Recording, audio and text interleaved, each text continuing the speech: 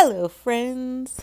Okay, so I don't know if it got cut off or what, but I got a phone call and then it said I was offline. So I don't know how much you heard. But okay, so people ask me, why do you dig in the dirt? Aren't you too old to be digging in the dirt? Probably. I possibly am too old. But that time that I spend with my son digging in the dirt, he freaking loves it. He freaking loves it. Um, he's more of a hands-on type of learning type of kid, and he he just works better like that because just that's just how he learns better.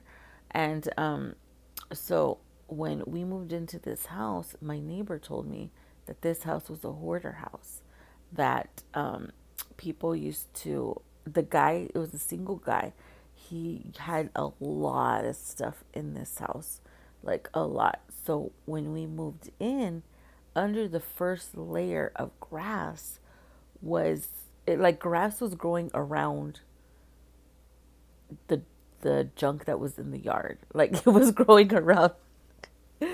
And so and so I so when we would always constantly find stuff just in the yard all the time after it would rain, like it would rise to the top, right? So like I found a hole, and you're not going to believe me, but the biggest thing that I found in our backyard was a trampoline. It was dug, it was in the dirt. Like I was digging one day because there's like a piece of metal sticking up, right? When I was cleaning the yard. And, but it was in pieces, obviously. It wasn't intact, but it was a whole big circle, like it was one of the first trampolines that the first ones that were made. That's what it was like. And it was buried in the yard, all in pieces, and I found it. Like that's how much stuff was in the yard. So me and my son, we used to say, "Let's go dig for treasures." That's what we call it. And we say, I always say, "You want to go?" I always say, "You want to go? You want to go play in the dirt, or do you want to go? You want to go find some treasures?" That's what I tell him.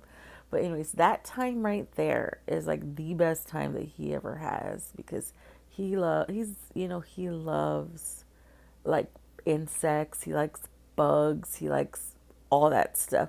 I even bought him that little plastic thing that they sell at the Dollar Tree where you can scoop your own insects and put them in that little jar.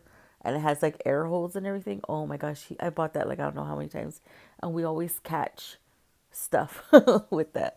But, anyways, so anytime things are going wrong, or maybe adulting is just too much adulting for you, or there's like drama going on, is that's the time that I focus more on my kids because you can't go wrong with that. Instead of just laying around like crying or, depressed, man, children really bring out like the joy in life. They really do. And the shit they be saying, like, they be saying some wild, and you'll be surprised how much these kids listen. You might think they're not listening, but they do. And we have this thing. Oh my gosh, my niece Elena, she's bilingual. She speaks fluent Spanish. Oh, she speaks better Spanish than me. She's always correcting me, right? And every time she sees me, she calls me, but she says, "Hi, Bibiana," and she goes, "It's Bibiana," and I'm like, "Why is she calling me my government name?" Everybody calls me B or V. Nobody calls me Viviana. Just like friends, like people that I just, like acquaintances, like people that know me, that are really close to me, in my family, close friends, my best, like it's B or BB or VV. Nobody calls me by my government name. And she calls me Viviana. So just say, I'm like, and it sounds weird because I'm not used to hearing that all day. And then I'm like, girl, I'm like, why is she calling me by my government name? I get all offended. But anytime, whenever we're talking, like gossip or whatever, like me and my mom, like it's so that because we know the kids are always listening. So I always tell her in Spanish, and I'm like, chinga, mom, le va a decir, ella le va a decir, like she'll tell Joel. She can translate to Joelle what we're saying.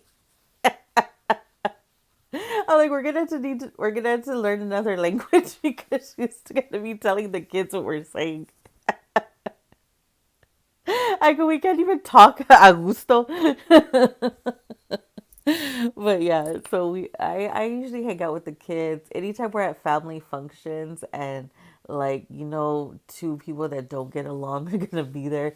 The tensions are gonna be tough. I hang out at the kids table. Okay, I be at the kids table over there entertaining the children because sometimes it's fun. It's better to be with the kids than the adult. I'm just a big ass kid is what I am. Okay, but anytime things are going on in your life that are a little bit more kind of tough or too much at one time, hang out with children. Even if you don't have children, you have nieces and nephews, um, or if you have godchildren, go spend time with them. Children are amazing. Like, they can really turn your life around.